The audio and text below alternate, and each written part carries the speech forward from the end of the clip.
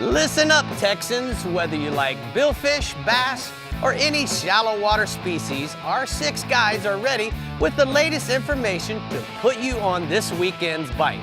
This is the Texas Insider Fishing Report. Welcome to the Texas Insider Fishing Report. Presented by Yamaha. We're back on the Texas Insider Fishing Report with our guides standing by to give you the best reports from around the state. And from the looks of it, the dog days of April's weather are over and May is looking pretty darn good. Right, Rick? Absolutely. You're looking good too, Brie. Thanks, so are you. You're so sweet today. I know. What happened? Well, someone who we missed last week is back at the CCA Workbench and is ready to give you new products and rigs and techniques galore. You have cotton in your mouth. Couldn't keep those in there for very long. I don't know why I was trying. What are you doing over here, Dave?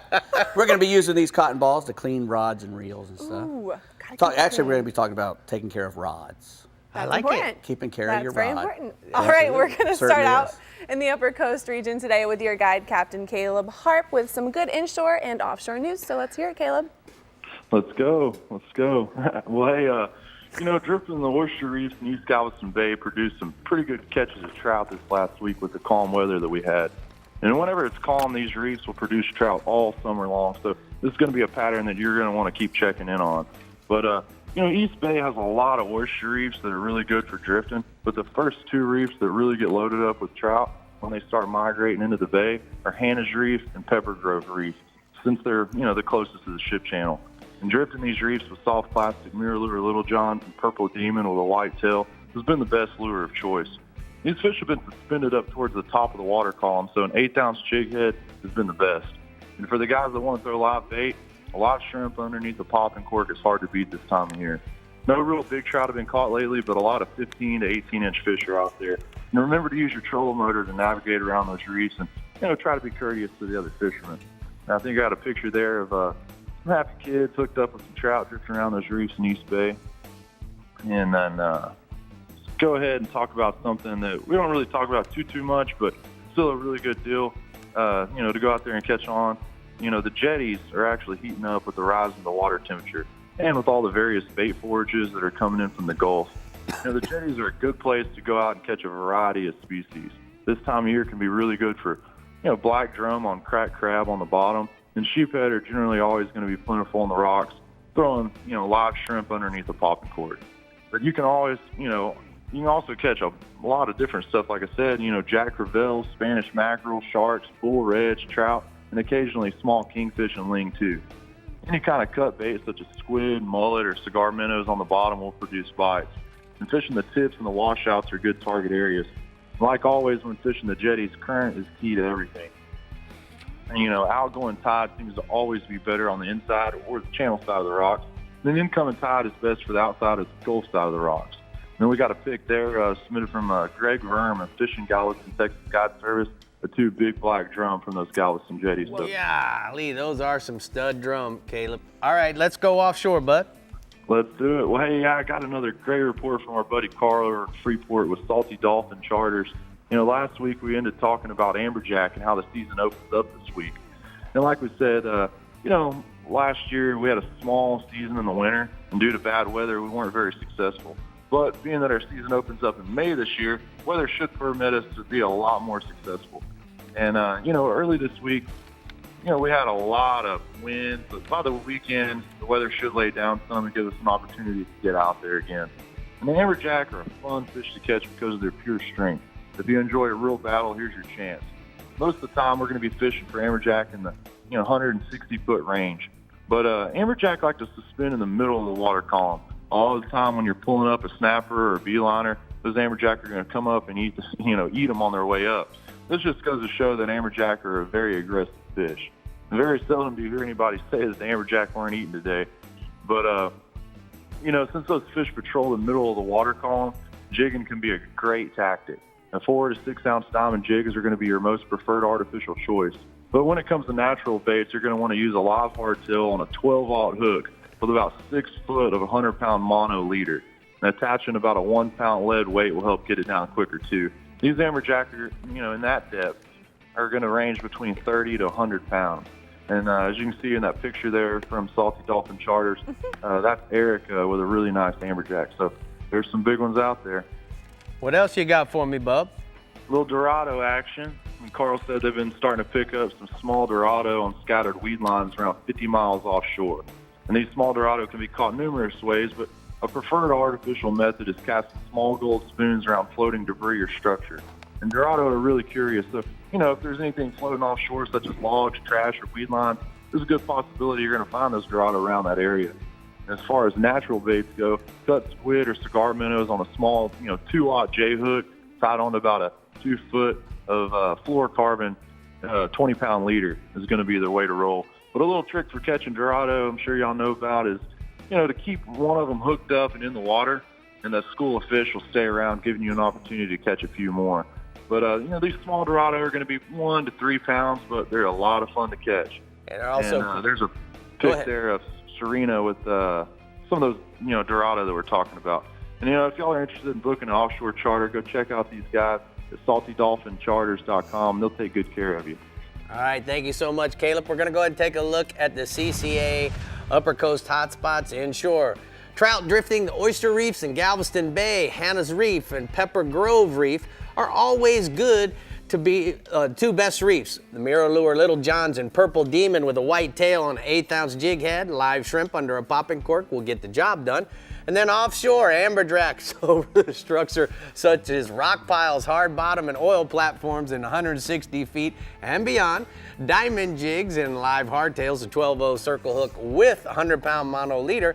Fish range from 30 to 100 pounds. Brie, when you look at me and I'm doing this, you make me giggle. I know, you got the giggles going on tonight. All right, the next young buck is your Star Trek Middle Fresh Region guide, Matt Loescher, with all of the action and updates on Toledo Bend. So Matt, take it away.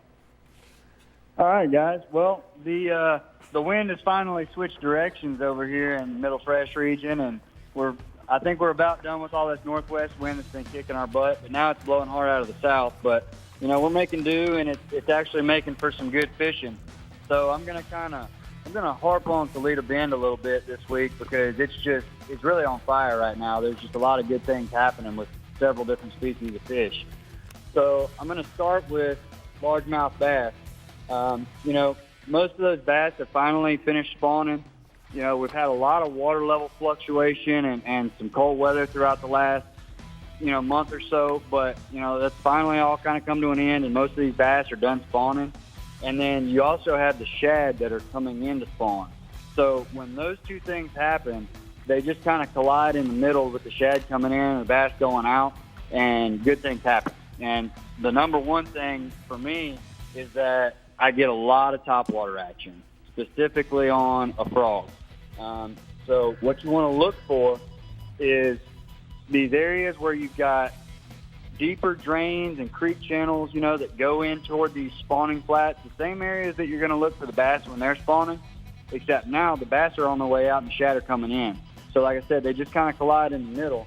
And what happens is, you get these shad, they like to spawn around grass and stumps, but especially the grass.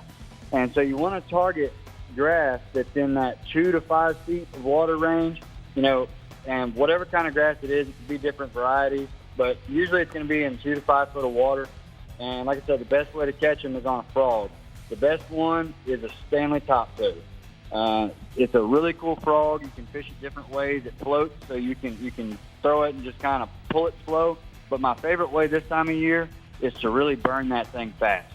Throw it out there as far as you can on 50-pound braid and just burn it back across the top, and it makes for some explosive topwater strikes. It's some of the most fun you'll have all year catching these bass, and it's just a good time. The best color generally is white when the shad are spawning because the white mimics the shad. But you can go with, if you have a darker day and you've got some cloud cover or you got a lot of wind, or something like that, you may want to go to a black one. But, just stick with the KISS method. White or black is generally all you need. The only other bait that I really like to use when these shad are spawning like that is a spinner bait. It's once again, if you got some cloud cover or a lot of wind, that white spinner bait with double silver blades, double willow leaf blades can be the real ticket there. It's a good one. Tell us about this photo, Matt. Yeah, I've got a photo there of my wife and my aunt, actually, from this week. They caught some pretty good bass, and they were throwing frogs. They were having a great time doing it. You can see there they caught some pretty good ones. I love it. Taking the fam fishing. Awesome. All right, let's talk about crappie. All right, so moving on to crappie, still in Toledo Bend. You can still catch some on the docks. You want to look for your docks that have creek channels that run close by, and you can catch them on live minnows or jigs.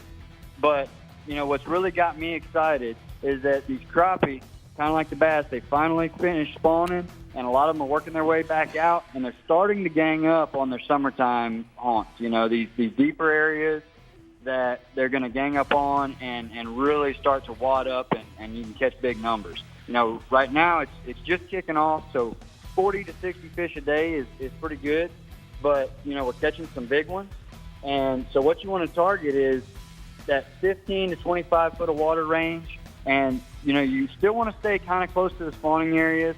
What you want to look for is spawning coves, and then find the points that lead out of those spawning coves. Or if a creek channel comes near a spawning cove, look on the edge of that creek channel in 15 to 25 feet of water. And those crappie, they like to suspend around stumps in those areas. So find the stumps in those areas, and the crappie are usually going to be about 8 to 15 feet deep on those stumps. And then what you want to do, the easiest way to catch them is just get up next to those stumps and drop straight down beside them, tight lining a live minnow. I like to use 8-pound test, the yellow crappie line. It helps, when you get a bite and stuff like that. It's a real easy way to catch them, and it's a lot of fun. Tell me about these two photos of crappie. Yeah, got some big ones there. Like I said, there usually tends to be kind of a progression in size. And what we like about this time of year, even though the numbers are a little lower early in the summer like this, the size is usually real good. I got a couple customers there with different photos, catching some big crappie, and just having a blast doing it. All right, quickly on the white bass, bub. All right, now we're going to talk about these white bass. You want to try to catch those white bass early in the morning. That's when they're the easiest to catch. What you want to look for is any place where the river channel in the lake kind of swings up close to the bank or swings up close to a shallow point, and those white bass are going to be ambushing shad in those places. And they're usually pretty easy to catch. 2 baits is usually all I use. A flab spoon, a silver one, or a crankbait and a shad pattern. And, depth varies on these places. So as far as the crankbait goes, just kind of use whatever crankbait fits the depth that you're fishing. Usually about 5 to 15 feet deep. All right, bud, thank you so much. Great report. We're going to go ahead and take a look at the hot spots from the Middle Fresh region. Bass are spawning on Toledo Bend. Look for them in 2 to 5 feet of water. Try throwing frogs or spinnerbaits. And the crappies around the docks and the near creek channels. Try live minnows for bait there. And then white bass are being caught early in the morning on the main lake, and then try slab spoons or crankbaits in 5 to 15 feet of water. Okay, Texans, the Middle Coast region has its time to shine next, but first we're headed over to our trusty Dave Ferrell at the CCA Workbench for some rigs and techniques. Keeping it clean over there, Dave? Yep, that's one of the big deals. You got to keep your rod clean, and it'll keep working for you. And it'll also keep looking new, which, we don't want to keep buying a new rod every year, even though the rod guy wants us to. Perfect. Well, we'll be back with how to keep your rod clean. The Texas Insider Fishing Report is brought to you by Yamaha. Reliability starts here. The American Fishing Tackle Company. Any fish, any water. Since 1958. Guy Harvey, marine wildlife artist and conservationist. And CCA Texas, a leader in marine conservation. Yamaha's 4.2-liter V6 Offshore 4-strokes. For those that like their V6 lighter, faster, and stronger. Setting new standards for power, efficiency, speed, and lightweight. Built for the rigors of offshore boating. Packed with Yamaha's legendary reliability. And now Yamaha's 4.2-liter V6 4-strokes offer a choice between digital or mechanical controls to match your rigging preference. Yamaha. Reliability starts here. Remember the glory days of gasoline? It's just not made the same anymore. Kick your gas into gear with StarTron. Pump up the performance in all of your engines. Cure the problems of ethanol with the power of enzymes. And maximize your mileage every time you drive. Kickstart your engines with StarTron. Outside is a bully. There are bears, screaming fleet-footed waters. Arrogant mountains. Goliaths. Goliaths. Goliaths. And 100 other excuses to stay inside. But there are ways to deal with bullies. CCA is the largest marine conservation group of its kind, with 70,000 members in Texas. CCA's mission is dedicated to conserve, promote, and enhance the present and future availability of our coastal resources for the benefit and enjoyment of the general public. So if you care about the health of our Texas coastal resources, join CCA today by going to their website, ccatexas.org, and help them make a difference. Use the promo code REDFISH to receive your free hat with your membership. CCA, the leader in marine conservation.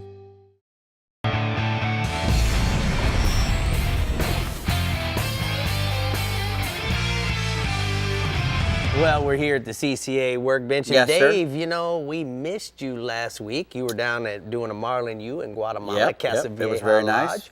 How'd that go, bud? It was good. You know, we caught, I think on my boat, we caught 55 sails and a blue marlin. Caught about a 300-pounder on 30-pound. Dang. So it was really good. Our fellows got a lot of tries, and you know, some of the things, we caught some nice big dolphins. There's a big 30-pound dolphin around everywhere. That one's probably about 35 pounds. The sailfish, you know, 100-pound sailfish everywhere. Yeah. You know, we're getting 30 shots a day until the last day. That was the fella from George from South Padre Island, who caught his first blue marlin, and he had to take the plunge. And that's Austin and Randy and Kyle and Bob, I think, Paul. So they were all boys from Texas who came and did a Marlin U with us, and that's boy's big dolphin that we Well, had. hopefully they're watching. Yeah, I hope so, man. That's That was all a pretty good. sailfish we caught. Good picture, So we caught, Dave. yeah, man. Those aren't the best ones. I saved the best ones. Of course, you always save the Try to best for sell you, them. Dave, of course. I'm You know? trying to sell them to make money. All right, so anyway, let's well, clean we're it up going to over talk. here. We're going to talk a little bit about you know, taking care of your rods, and this all came about. I was fishing in Lake Tahoe with my buddy the other day, and I was making a cast with this rod right here, and I made a cast, and my brand new swim jig just kept flying, 200 yards. What? You know, well, it didn't have nothing on it except for just a swim jig. Phew, it went flying because the line broke. So what happened? So it flew, and then I couldn't figure out what was wrong, so I tied another line on. I thought, oh, you know, sometimes the braid will get old and you won't notice. And I threw again, and this time my link went flying in there. After the second break, I said, one of these guides is messed up. And I went and I started feeling all the guides, and it's that one right there. Look how yeah, it you can grabs. see it grabbing it. Look at it grabs. Yeah, it's grabbing that? it. There's a tiny little crack Little nick. on the underside of that guide, and my braid would get up in there, and it would snap it just like that. And So a good test, Dave, is Mm-hmm. when you can use a pair of your wife's nylon pantyhose. or yours, or your pantyhose, if Not you mine. like. I gave that up a few years I ago. gotcha. You know, it was too cold, shaving my legs all the time. Yeah, I got you. But you can see the fuzz is growing on there Right. from the deal, and you Right. can feel it. You can feel it, right? And it's good, you know, especially spinning rods when you're when you're going on trips and stuff. They can get knocked out of a line. The little inserts in there can not come out. You know, there's several different kinds of guides. There's metal guides with a ceramic insert or a plastic insert. There's stainless guides that are just the guide itself with no insert.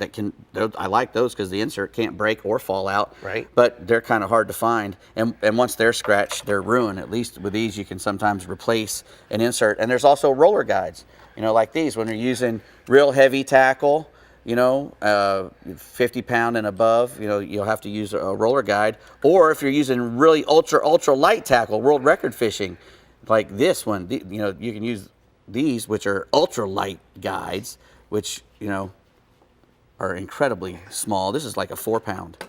But all these things have roller bearings in them, and they have to be taken care of, because if they stop rolling, you stop losing your advantage. And what we'll do is we'll clean them, and a good thing to clean them with is some good isopropyl alcohol. Now it's really convenient. It comes in a nice little spray bottle. Right. You use some of this, a Q-tip, or a cotton ball, and you hit each one of these guides real good, and you dig in there and get all the gunk out, and make sure that thing's spinning. Sometimes it's a good idea to get a piece of yarn and run it through there, or a big piece of string, or mono. or You can use a piece just, of 30 just to or 40. make sure everything's running real good. Now you can get tips for rods. You don't have to throw a rod away just because the tip comes off. You can get some tip glue, which you melt and put on there. You can actually get the a whole series of tips from anybody and put those on. And one of the big things that most people do is when their handles get messed up, they'll ditch a rod. Yeah, this so is a GL Loomis rod, and they're expensive. And I've had it for a long time, and you can tell. Here's the non-clean part. Yeah. And so how did you clean that, I Dave? use some 220 grit sandpaper. You don't want to use much smaller than that or much bigger. If you use too much grit, you can take chunks off. And if you use too smaller grit, you just start muddying up.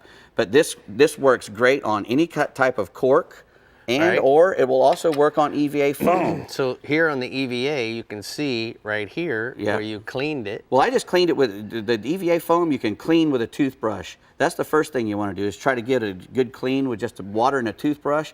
And then if it's still dirty, you can still use the sandpaper on it. That 220 grit sandpaper works good on the EVA foam as well as the cork. Hey, I learned a lot over here. Yeah, A little rod maintenance can go a long way, Brie. Exactly, and Dave said it was the first time he's opened up a box of Q-tips in a while, huh, Yes, Dave? I don't Only to use clean the the rods. Q-tip. Only Yeah. to clean the rods. The Middle Coast region is looking good for this weekend, especially with the dying winds, which Captain Bink Grimes isn't excited about at all. Are you, Bink? I'm very, very, very excited. I tell you, light north winds are not the norm this time of year, but we'll take it. I mean, we got a bonus this past week. The surf just it got right. We forgot all about all those windy days, blowing our hats off in April, because for the last 4 days it was amazing. And it was actually the first time I've ever caught a trout in the surf on top water in April, and that's probably because that's the first time I've ever fished in the surf in April, because April winds usually don't allow us to do it. So it's really a bonus. We threw super spooks and pink skitterwalks in the first gut, and bone diamond down south lures. And the best bite for guys throwing live shrimp, that was the best bite. Ken Marshall's crew, Captain Ken Marshall's crew, took limits of trout and near limits of redfish on multiple occasions. Throwing live shrimp, they're getting up there in the first gut. But we were concentrating with top waters and really having a good time. Then in surf side, those anglers worked the first gut and reported the best bite was early and around mid-afternoon, after the incoming tide had a chance to push that emerald water to the beach. And we were also dealing with a bright moon, so we had a real early bite, a midday bite, and a real late bite. And then in the bays around Freeport, Bastrop, and Christmas, there's fish all over those reefs. Best bite's been on live shrimp again on the edge of the reef, along with the trout. There's been black drum and small redfish. And then in Palacios, Guy Ray, Texas, said the trout bite on down south lures has been excellent while wading. He's worked the South Shoreline on West Bay most days and concentrated wading the flats. He said most of the trout have been hanging at about 40 to 50 yards off the shoreline, because we had real super low tides, just real super low tides, like winter tides in April. Just it was odd, but things have changed already. We've got our south winds back. We've got low pressure, and those tides bulled back up the way they're supposed to be.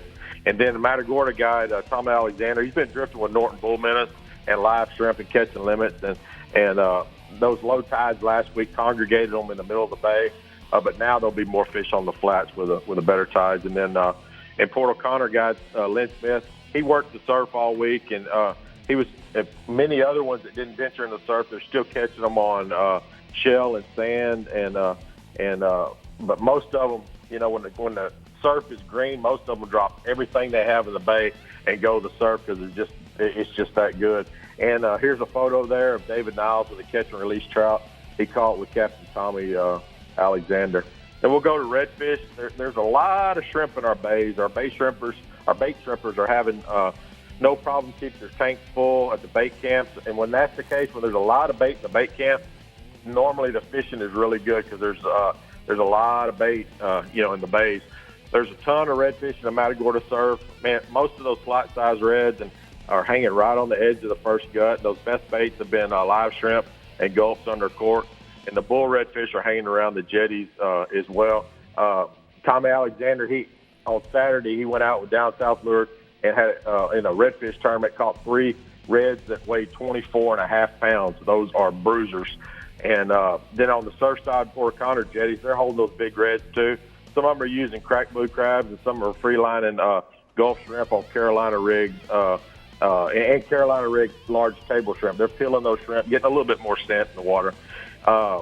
Some anglers are reverting back to their January redfish holes last week because the tides were so low, and some of them were working in knee-deep water with those Strike Pro humpback over the sand and grass flats in Matagorda and Port O'Connor. And then guide Brett Sweeney said he's been it hadn't been easy for him to find the reds on low tides, but he's been moving around from spot to spot and dropping slabs of mullet on the flats. Morning's been a tough bite because it's been a low tide in the morning, but as the day goes on, around lunchtime, we've been getting good tides, and those reds are showing up. Then we've been tossing live shrimp against the banks and the diversion channel in Matagorda. We found redfish in that drop off in about 2 to 5 foot of water. Diversion always gets better on low tides as all that water dumps off the flats. Like I said, last week was an anomaly. We were in the surf. That normally doesn't happen. We had lower than low tides, like January tides. That normally doesn't happen. So just a different kind of month. And there's a photo there of a 26-inch redfish pushing 9 pounds, caught casting next to the bank of the diversion channel right there at the mouth of the Colorado River. Then we'll go to offshore at Freeport. Mike Siegel, Real Thrill Charter, said red snapper are really good in state waters. And those sardines, and shad dropped in about 35 to 40 foot of water. And then Matagorda, Michael Quebeca, he's been taking snapper to about 18 pounds. Man, they got out there this week, with seas less than a foot, and popped them about 7-8 miles out state waters, and really, really did well. It gives us kind of a barometer of what we're going to see in June. And then Quebeca said the kingfish and the cobia and the wahoo are migrating closer to shore. And those cobia have been found on live bait and jigs in 75 to 150 foot of water. And those wahoo are showing up on deep divers as well, Stretch 30s and Russell lures. And he started seeing some Cabrera snapper as well around the surface on multiple platforms. Swordfish, tuna, it's all out there. Our great weather this week, like I said, was kind of a barometer of what's to come, and everybody's just really excited. All right, thank you so much, Bink. We're going to go ahead and take a look at the hot spots in the Middle Coast region. Bink says inshore trout are good along the beachfront, from Surfside to Port O'Connor on pink Rapala skitter walks, and live shrimp under a mid-coast popping court.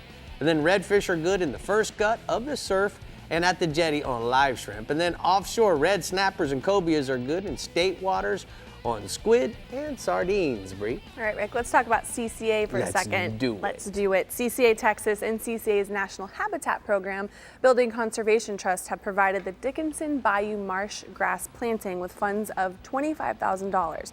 The original project, which has received previous support from CCA Texas and BCT, restored 10 acres of marsh and protected an additional 18 acres of existing marsh. This effort will replant marsh grasses that were damaged by Hurricane Harvey. Cool. CCA is always Good doing job, wonderful guys. things. Good job. I love it. I do too. We've still got a lot of ground to cover, or should I say water, here on the Texas Insider Fishing Report. So stay put, because we are bringing you your upper fresh and lower coast regions next. We also want to remind you to visit our website, like us on Facebook, follow us on Twitter, watch us on YouTube, and view and tag us on Instagram for all things fishing in Texas. The Texas Insider Fishing Report is brought to you by Contender Boats, always in the game. Bass Assassin and Saltwater Assassin, the best lures, period. CCA Star, fishing fun for giant prizes and scholarships. And Costa Sunglasses, see what's out there. Master your most challenging offshore experience with confidence and ease with Yamaha Helmmaster. Precise, intuitive control on the open seas. Unrivaled ease for maneuvering and docking in port. And now SetPoint adds 3 new dimensions to boat control. Maintain boat position with fish point, or a position and heading with stay point, or a heading while you drift with drift point. Yamaha Helmmaster, now with SetPoint. Complete digital control for today's larger offshore boats.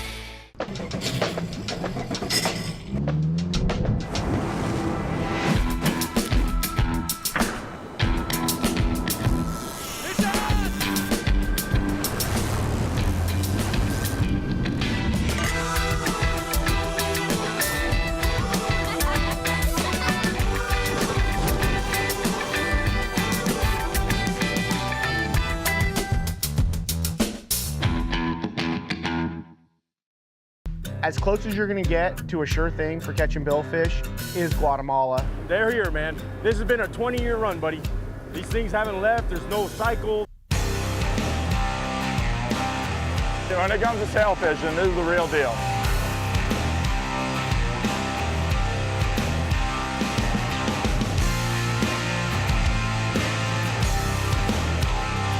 The amount of sailfish here is ridiculous. All right, let's check in with the Upper Fresh region and see what Johnny Geis has for y'all in Lake Fork and Lake Allen Henry. Go, Johnny, go. Okay, hello, Bree. Hello, Rick. Hey, Johnny. Hey, the species I'm going to talk about first is Alabama spotted bass on Lake Allen Henry. And where is Allen Henry? Well, it's out of Lubbock, Texas, and if you drive south about 45 miles with Lubbock in your rearview mirror, you'll find Lake Allen Henry. It's a canyon lake, just drops off out of the flat plains into canyons. It's got a lot of Alabama spotted bass in there. They were stocked in there early on, and they're much larger than the resident spots. I got a good report from Guide Philip Poole with Gone Fishing Guide Service. He's reporting catches of 40 and 50 bass a day. One day he had 100 bass last week. And Philip told me, if you don't want a sore arm, don't come down in Henry. They're biting. I like the way that sounds, Bub.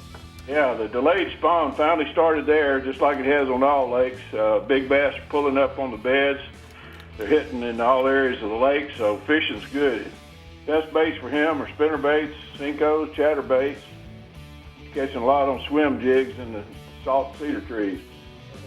Philip's reporting the bass can be caught sight fishing too, 5 foot or less, and he's seen some real big ones on the beds. He's also catching spots all the way out to 25 foot.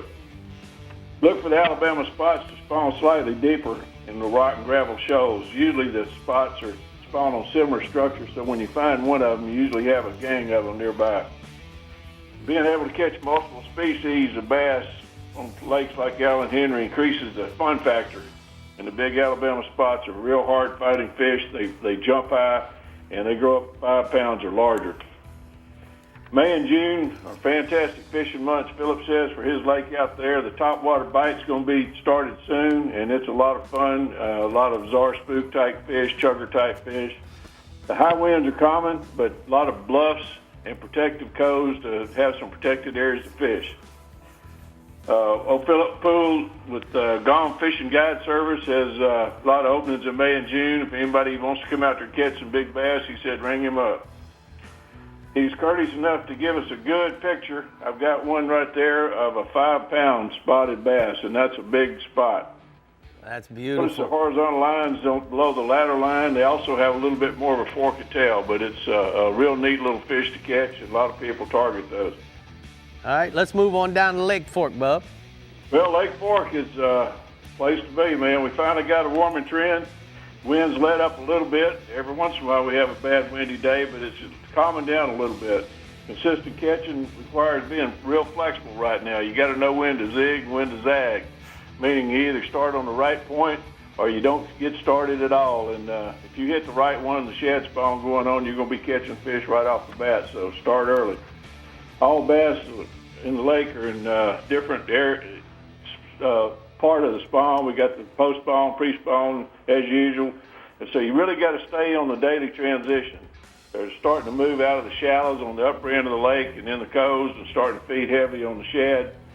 Early each morning, we start to see some shad spawns starting to happen. The big bass on the mid-lake or on the mid-lake to the dam, they're still spawning on main lake structure and biting best on the windy banks and on the points. The big swim baits and large topwaters are still the main producers for the big fish. The smash tech swim baits, the whopper plopper, and the spook type baits are working good. On the calm days, and we do get some of those now, or days after the mile fronts, you need to be fishing the drop shot, Nico rigs, Carolina rigs, using a very slow presentation. The watermelon reds, we've got green pumpkin working, and we use a bait here, a tomato red zoom, and it's a real good bait, and we're catching a lot of those on drop shots as well. Had a big group trip this week hosted by guide Brian Dubachane, and the Big Bass Award was given to the customer catching the largest fish each day. And all 3 days of this big trip, the big bass were caught on a similar lure. I call it an old school black buzzbait. The buzz bait that we're using right now is made by Rowdy Buzz Lures. It can be bought or ordered from Lake Fork Marina. The hot one on fork has been the gold-bladed black buzz bait with a zoom horny-toed trailer.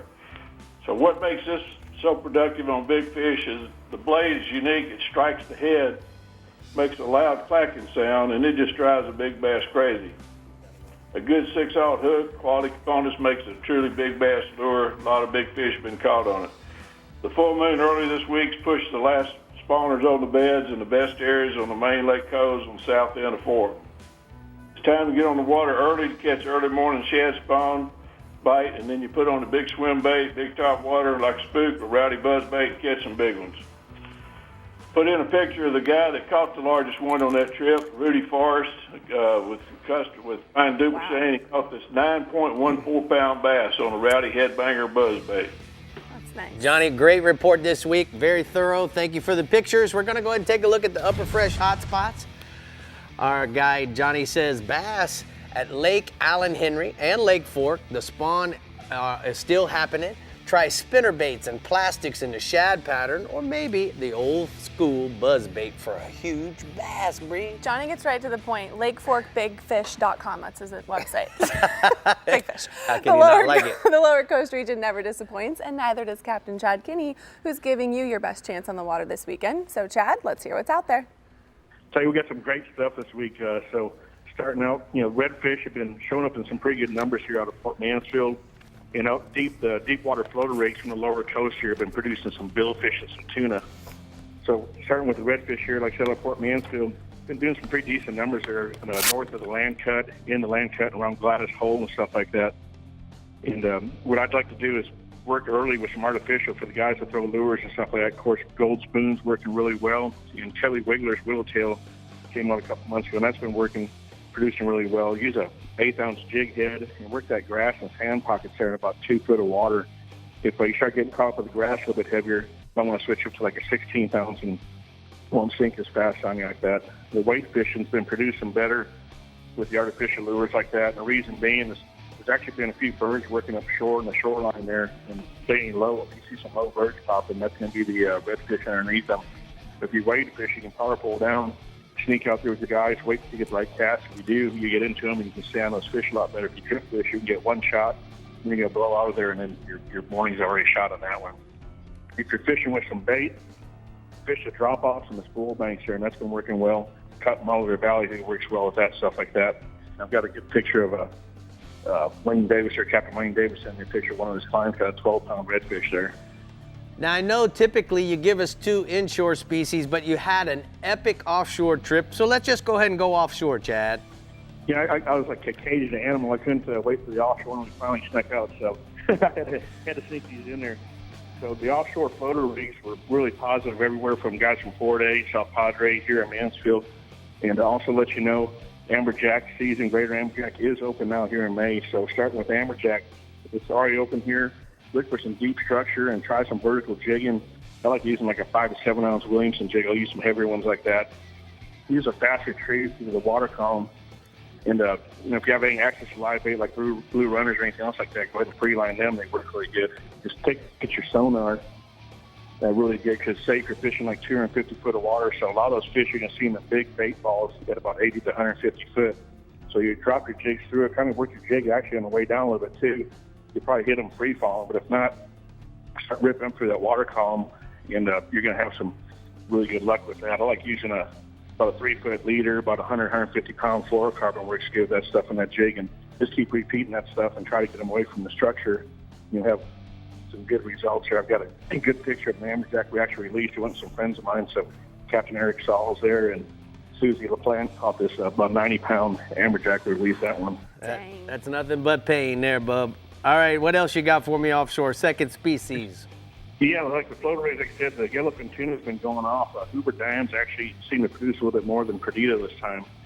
So during the daytime, trouble some cedar plugs, smaller skirted baits for the tuna. If you're fishing at night, you chunk, your blackfin or your bonita, wherever you go out for chunk baits, and use like a 7 to 9 ounce live bait hook for that one. Or if you got any flying fish come up to the boat, have a dip net with you, and those are free lineless flying fish. I sure really like that stuff out there, of course. And then got a great picture of a yellowfin here. He had 6 feet deep out of Port Aransas out there. We got Cody Kilburn and Zach Schwamberg with about a 90-pound yellowfin. That's a great picture there, but oh, God, that's a nice one. That's some good eats there. All right, what else? You got any offshore big stuff? Billfish, maybe? Yeah, Billfish. I saved that for the last year. Also at the floater rigs there, so during the daytime, there's been some blue marlin caught. Several boats went 1 for 2, a couple, missed, but there's you put your full spread out, it's time now to have your riggers out, everything go. Put your chuggers, on your flat lines, your mid-range on the riggers. Islander with ballyhoo works well also. Put on your center rigger, put a bird teaser if you like to, with an Islander skirted with the ballyhoo works well, or a mid-range, wind-range lure back there works great. Troll about 7.5 to 8 knots, works well with that stuff. And also if you're out there, if you guys have tuna tubes or, live well, go early in the morning or late in the evening, go ahead and live bait some of those for a bigger blue. But got a picture of a center console boat, went up to Perdido here and got a nice release and a good pick of a blue marlin there. All right. Man, great pictures this week. Great offshore stuff. Thank you so much, Chad. We're going to go ahead and take a look at the lower coast hotspots. Inshore redfish has been good out of Port Mansfield and the North Land Cut. And then offshore, deep water floater rigs from the lower coast are producing billfish and tuna. Proof in the pudding. They are. Yeah, they are. All right, we're so close to releasing you to your weekend on the water, but we have the lower fresh region to cover, and we have to see what Dave has for us at new products. Anything exciting? German steel. That's so all. Exciting. High carbon German steel. Oh, yeah, that's all I got. Scary Scary. Stuff. It is scary. That's not a knife. This is a knife. We'll be right back. That's a knife. The Texas Insider Fishing Report is brought to you by Rapala. Catch the latest at Rapala.com. Yeti, built for the wild. Building Conservation Trust, CCA's National Habitat Program.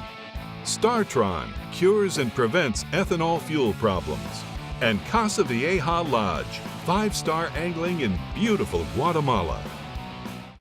When you've got an incredible opportunity in front of you, you want a Yamaha VMAX SHO behind you. Just ask 2017 Toyota Bassmaster Angler of the Year, Brandon Polinick. He'll tell you, if you're an aspiring angler with big dreams and a VMAX SHO, there's no limit to what you could achieve. Light, fast, fuel-efficient V6 performance and Yamaha reliability that lets you focus on your game. Nothing pushes you like a Yamaha VMAX SHO. And that's all we need. We need next quarter so we can respond to everything. Yeah? Stop working right now! Look outside. Is this spreadsheet weather? No, it's not. This is fishing weather. So stop clicking, get out there, and catch a bass.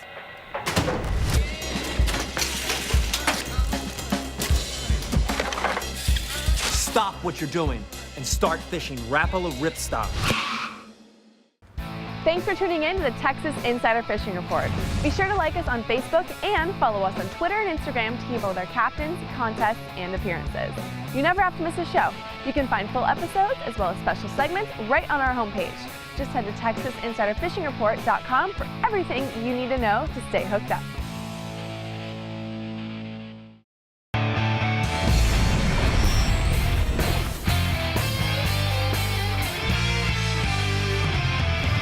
Hi, I'm Robert Shamlin with JL Marine and your Power Pole tip. Today we're going to talk all about the brand new remote controllers with the Sea Monster 2.0. Now, the remote controllers and hydraulic pumps communicate using our Sea Monster 2.0 operating system. The controllers also come in a new color scheme so you can easily tell the difference between the new controllers and the old controllers. The standard 2-button key fob and the advanced dash switch still come standard with all new Power Pole anchors. The optional foot switch has also been upgraded to the Sea Monster 2.0. And all of our remotes feature that two-way communication with the pump, so your signal is much stronger and faster than ever before. The new remotes with Sea Monster 2.0 automatically update through the Sea Monster app.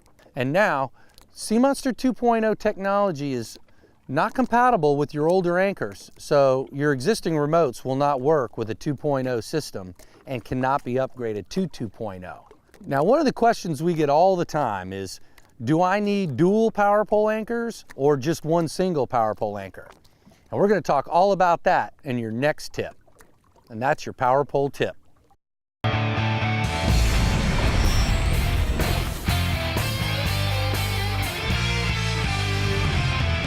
You know, at the CCA Workbench, there's no place for little mamby-pamby hands like you saw there in the power pole tip, Dave. Well, mine are pretty soft. When these grab you, you've been grabbed. I like to keep mine soft. Anyway, this is a Rhineland Cutlery's new 7-inch fillet knife. Very, very nice.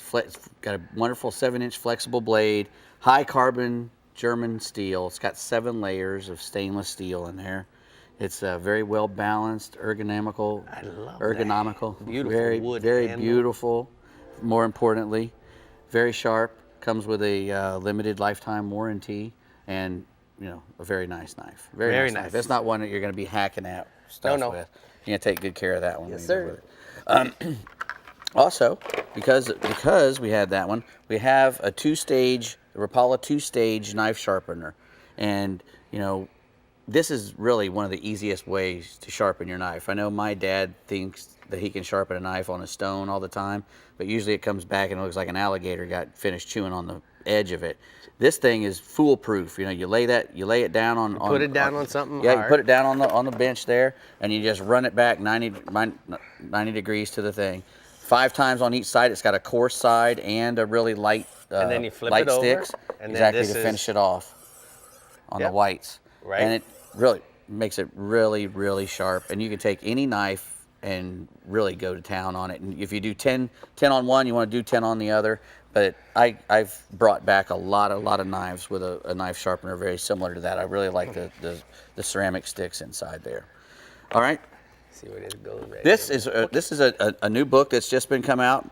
My buddy wrote this book. He used to work for me as the managing editor of Marlin Magazine. It's called Sucked Dry, and it's a fiction book, a story about a guy named Parker McVee as he encounters all kinds of weird, strange stuff. You know, it's called Sucked Dry. The struggle is real. There's a couple stories in there that actually I was the inspiration for, so that's why I had to have it on here, because there's some really cool stories in there. But you go get it. It's Charlie Levine wrote it, and you go to thestruggleisreal.com. You know, he runs 800-pound an 800-pound swordfish in sword, New Zealand, a square grouper, a one-eyed eel, and the toilet paper and king of Manhattan, tarpon season in the Florida Keys. You know what? I like it, Dave. I think it's a good read, man. You'll probably like it. Yeah, man. Anyway, this is a really cool thing now here. This is called the Standby, and it's what it is. It's a standby for the struggle that's real. Standby for the struggle. This is, you can put this in the sand, and it has your Coke or your whatever you got in here, and a little place for your phone. Your phone goes right there, and you put it in your car. You notice whenever you put your phone in, and it takes up the cup holder on your car.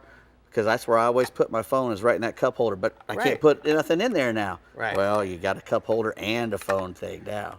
So it works good. And that spike is removable. It comes off. You can put it in the sand if you want to. I want to know, can we use this in the cup on our car? Yes. So, that's why you got this foam ring. This actually, you'll put it in the cup holder on your car. If you don't want even that, you can put the ring inside if you have a little can. Water bottle. Something small. Keeps it tight, keeps it right. Exactly. And also it's got a regular bottom, so if you just want to use it inside, you can put it on the inside. That's on the bottom. cool stuff. Somebody was thinking there, Dave. Yes, they were. And last but not least, we've got the new CCA lip gripper and the forceps, which these come real handy. A lot of guys will use a lot of long stuff to reach in there and get the hooks out, but I like using those forceps. This really gets a good grip on them. Once you close that thing on their lip, it's not going to let them go. Yeah. And again, this is all CCA stuff that you can get at Academy, and once you spend any of that money at Academy or on that CCA stuff, they get some of that money. Yeah, helps us out. CCA gets the money back. See red, see blue, think red, see blue. Exactly. There you go. Good job. Academy's got some cool stuff for you. Help CCA. So get those deep hooks out easy with those. Absolutely. Rick, all right, Brie. You best be taking that sharpener out of your pocket and give it to Mama over here. Best be.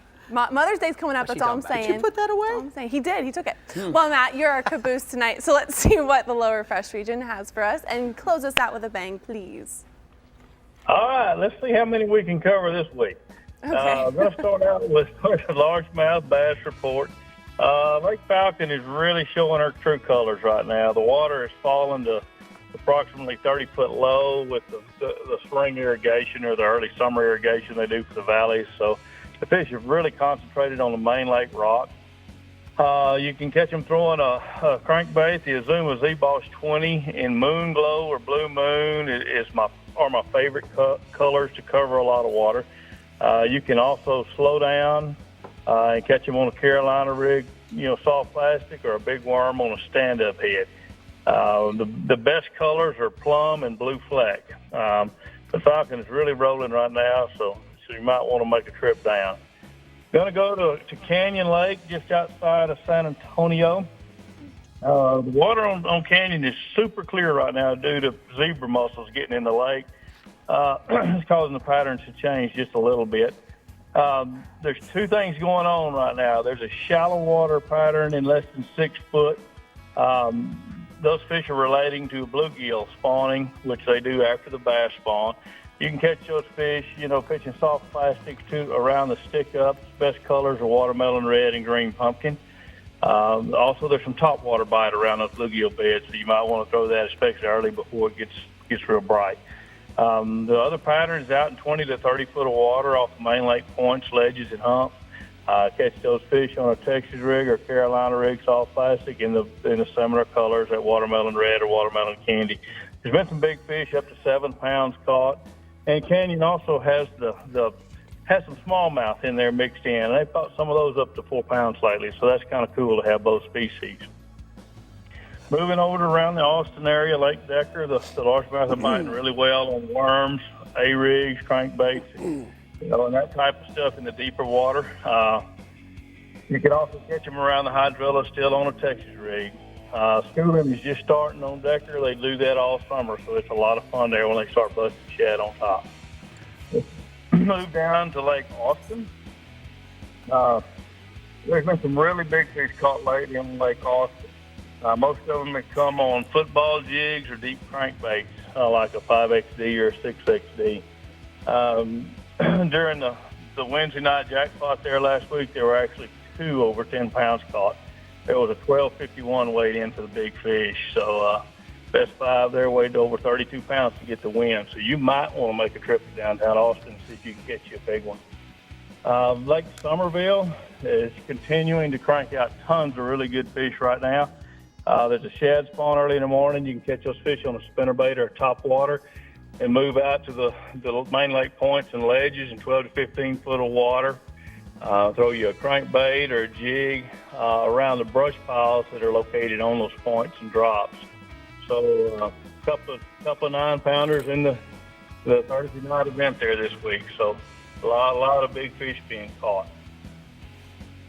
Fayette County still being really consistent, main lake points with a Carolina rig and Texas rig. You can also catch them on the rocks at the intake on a shaky head right now, and also a football jig. Wind blows too hard for you to get out on that open water. Flipping the timber is always a good option there on Fayette County.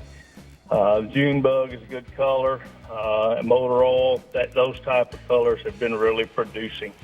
So fishing's been really good in the South Texas region. You just get after it, go pick your lake, see if you can catch one. You got a picture here, Matt? Yeah, that's a customer of mine. Keith caught him a big old Lake Falcon special the other day. That one weighed about 9.5. That's always fun, and it makes people smile really big. Boy, I know I'd smile big if I caught one that big. Yeah, that's a fatty. All right, what else you got for us? Oh, Lake Somerville white bass are beginning to school. That'll last all through the summer from Welch Park down toward the dam. They're surfacing a lot. You can catch them, on pretty much anything when they're schooling. You can throw a top water, crankbait. If they're not up, though, use your low ranch electronics and look for the shad and the bait associated with them. You can catch those fish on a jig and spoon or shad crankbaits. One thing I like to do for the whites, most of your baits you throw at them have treble hooks on them. But those fish spin and they try to hook you really bad. A lot of times I'll take and put a single hook on my crankbait or my jig and spoon, especially when there are that many of them. That way you can get them off the hook easier and you don't have near as big a chance of wearing one of those baits yourself. All right, you got a photo here? Cooler white bass that sure make a good meal when they're fresh. All right, bud, thank you so much. We're going to go ahead and take a look at the hot spots from the Yeti Lower Fresh region. Falcon Lake, largemouth bass are biting extremely well. You can catch some giants on crankbaits and soft plastics on rock ledges in 12 to 20 feet of water, Brie. Well, there you have it, guys. 6 regions, 6 guides. It sounds like every region is on fire this weekend, so make sure you get out there and catch them up. Man, it's on fire! It's on fire! Obviously is a time to go to Yeah. Texas and do May 1st, some boom. fishing. Well, it's spring. Let's go. It's going on now. Yeah, in Todd Kinney's region, offshore. Yeah, Sounds man. like a fun time. Well, guys, thank you so much for tuning in. Yes, thank you very much. We'll hope to see you next week with a bunch of fish on the end of your line and in those pictures. And thanks for tuning in. Have a good weekend. Bye. Thanks, you. guys. We'll see you later. All right, let me get some of this. Oh.